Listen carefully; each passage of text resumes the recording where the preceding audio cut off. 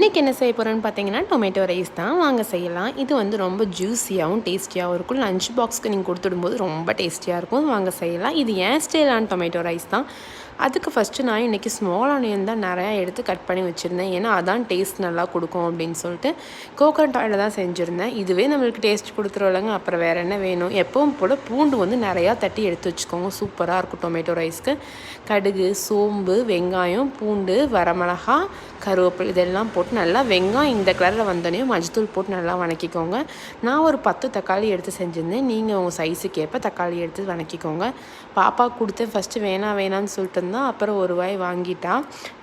செம அப்படின்னு சொல்லி சொன்னால் அந்த வீடியோ இதில் வரல, நான் தனியாக அப்லோட் பண்ணுறேன்.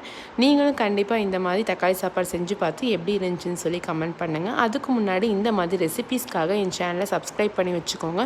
நிறையா ரெசிபீஸ் உங்களுக்காக வந்துகிட்டே இருக்கும். நெக்ஸ்ட் வீடியோவில் பார்க்கலாமா? பாய், லவ் யூ ஆல்.